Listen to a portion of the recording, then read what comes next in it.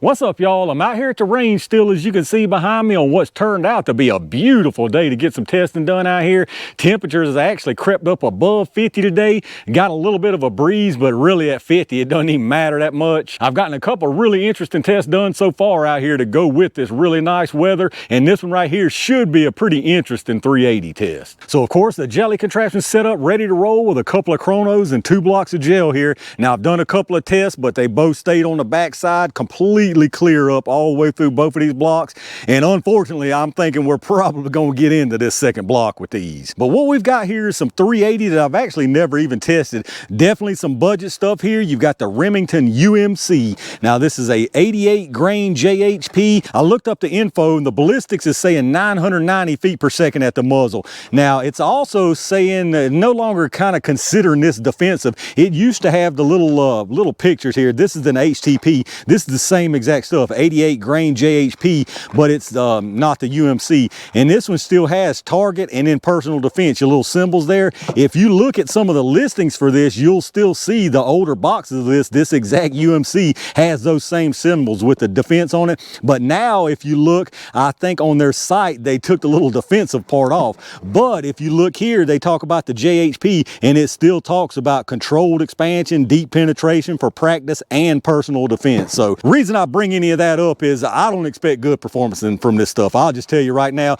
based on what this HTP has done in the past, this stuff did not do well from what I remember. So I don't expect good results, and I just bring all of that up as far as the little symbols and stuff to say, if you want to use that excuse as why this stuff doesn't do well, if it does not end up doing well, then more power to you. But I think that's just an easy way out if you use that excuse. But here's a look at the cartridge, brass case there with that just kind of basic HP. Nice deep cavity on it, but it looks nearly identical to these HTPs. You can't tell any kind of difference. If you try to find a difference, you might could say the bottom of the cavity here is a little bit deeper, but it's nothing you can even tell. As a matter of fact, I'm not even taking this out because they're so similar, I can't tell the difference if I was to get them mixed up. But anyway, maybe I'm not giving them enough credit and they'll surprise me out here. I've got a couple of different barrel lengths to give them a chance to do their thing. For the shorty, of course, we've got the new Bodyguard 2.0 that's got the 2.75 inch barrel, and then I've got my Shield EZ performance hitter that's got a 3.8 inch barrel, counting your little ported nub sticking out there.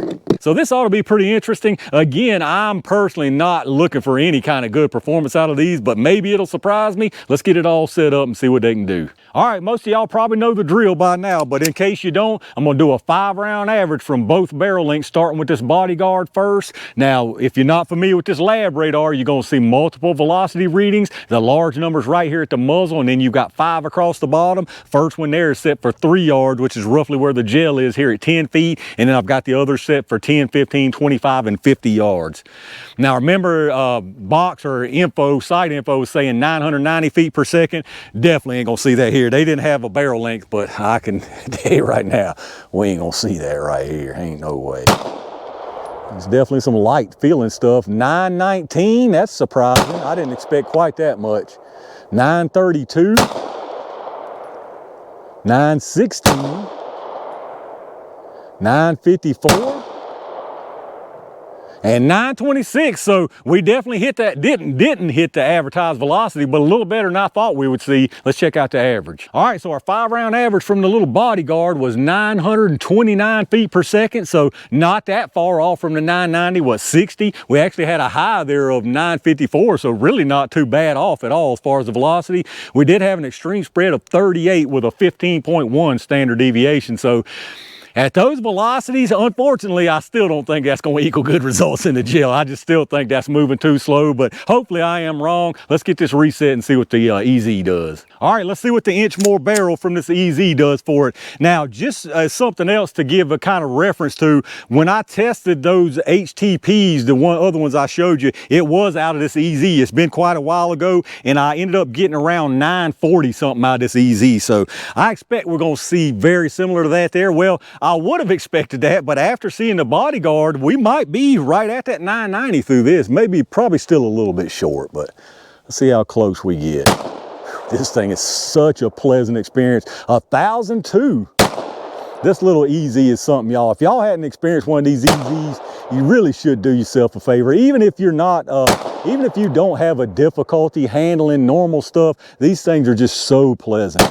I hadn't called out any of your numbers. Hopefully y'all saw all those. And we exceeded the 990 with almost every single one of them. That's very surprising to see so far. The, I guess you would call budget UMC is performing better than the HTP. Let's check out this average. All right, that time surprisingly, we had a 5-round average of 1,002. We actually had a high of 1,022, 40 extreme spread with a 16.7 standard deviation. So over 1,000 right there. I mean, unfortunately, I hate to be negative, but I really still don't think this is going to do much in the gel. I really don't. In my opinion, I think it's not going to perform, but it does have a much better chance now after seeing a little bit extra velocity. But 1,002 here, and if you remember out the Bodyguard, it was 929, so you talking about 73 feet per second faster out of that EZ. That to me, I mean, I guess I would call that a significant difference. Not quite 10%, but it's getting on up there. Is that going to make a difference in the gel? I still don't think it will. It probably will as far as penetration, but I very, very seriously doubt we're going to see any expansion out of this stuff, but maybe I am wrong. Let's get it all reset, and y'all know what time it is. All right, y'all, it's green and white, do it right, jelly time. We'll put one through each barrel length into the gel, starting with the little Bodyguard here first. I don't have much hopes for this one. I just really don't. Again, just from what I saw out the HTPs, as far as I can remember, I think we're in for a repeat right here. I can't really see from the side. Let me go check it out.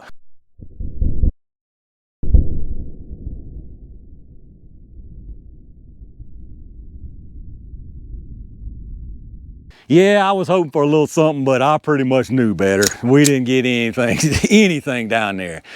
That was like 960 something, I believe I saw right there. So I don't think this EZ is going to do anything either. So much for the UMC. All right, I think it looks about like the same from the side. Let me go check these out.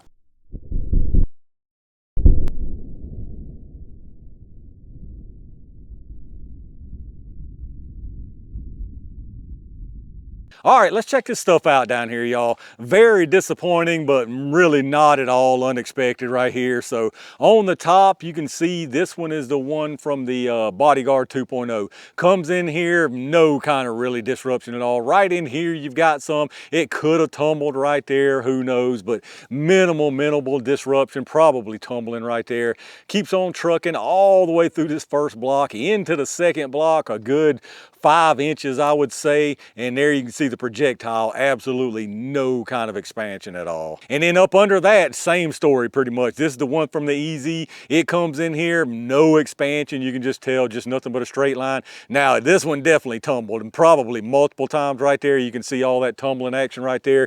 Keeps on going again all the way through this first block, once again into the second block, and this one goes probably about 1/2 inch further than the Bodyguard, but again, absolutely no expansion at all. But as far as the penetration on them, the one up here from the Bodyguard is out to 20.5 inches, and then the one down below that from the EZ is actually to 20.75 inches. So basically just a 1/4 inch further than the EZ, and again, neither one of them any kind of attempt at expansion from what I can tell. Nothing any more exciting here from the closer look either. On the top there, you can see that's the one from the Bodyguard. That little bit of disruption, that's probably tumbling also, even though it doesn't look really as wild as that, just have the way it happens sometimes. Travels all the way through, and then there you go, right there is the one from the Bodyguard. If you drop down below that, looks like we might have a little bit of flaring right there from this EZ. We'll see once we pull it. We'll follow this one on back. Same thing again, nothing but straight line. Now right there, you got all that disruption from the tumbling, and then straight line on further. Not much difference from the top. You can see both of them there. That probably is tumbling on the top from the Bodyguard. It just didn't get near as wild as that other one. And then again, into the second block, and there you can see both the projectiles. All right, let's take a look at these projectiles, y'all. Nothing at all to get excited about right here. As you can see, this one is from the Bodyguard, this one's from the EZ. Doesn't really matter, they're both exactly the same. I thought I might have saw a little bit of flaring, but it was just some cloth hanging out right here. As you can see, there's no attempt, not any kind, not the slightest, tiniest little bit of attempt at expansion. No flaring at all, and you can see they both just slammed full of cloth right there. Now the cloth might have had something to do with non-expansion, but I would be willing to bet that they wouldn't have expanded anyway. You can just see, even if they had a chance at expansion, you'd more than likely see a little bit of flaring, and as you can see, there's none. I mean, there's absolutely no flaring at all from either one of these. But let's get some numbers on them anyway. They started at 88, no kind of loss. Any difference here is going to be purely manufacturing tolerances. That one right there is actually 88.4, so again, nothing lost there. This one here is actually 87.9. So once again, absolutely nothing lost because they did absolutely nothing to lose anything. And then of course our size is just gonna be a base and a length on them. So this one here, you got 353 with a length of 424. And then this one here, you got 353 again with a length of 425. And there you go, y'all, the Remington UMC in 380 ACP. Terrible stuff right here, just terrible performance. And to top it off, it's really not all that cheap either. So this stuff is a total no-go for me.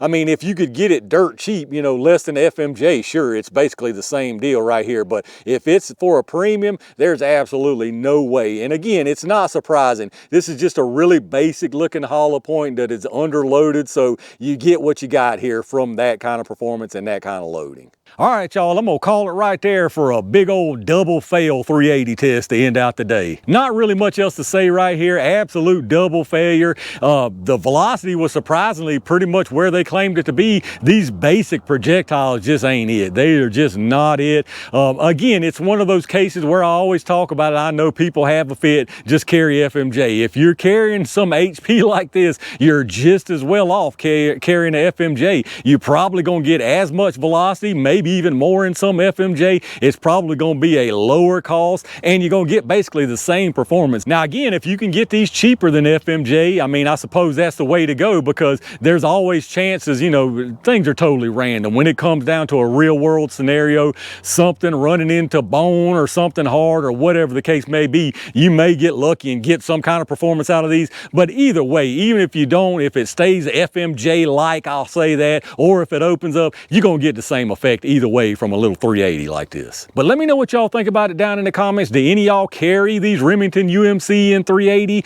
If you do, what barrel length do you carry it in? Have you done any testing for yourself? Let me know down in the comments what your thoughts are. If you enjoyed the video, take a second and hit that thumbs up button, subscribe to the channel, and make sure you've got your notifications turned on so you hopefully get notified when I upload stuff. Again, like I always remind you, check out those affiliate links in the video description. Anything you pick up after hitting those links helps out the channel, so I really appreciate that. As always, a big thanks to all my Range Gang members and every single one of y'all for supporting the channel. I've got tons more really good stuff planned and on the way, so stay on the lookout for that. And in the meantime, stay safe, stay prepared, and I'll see you soon.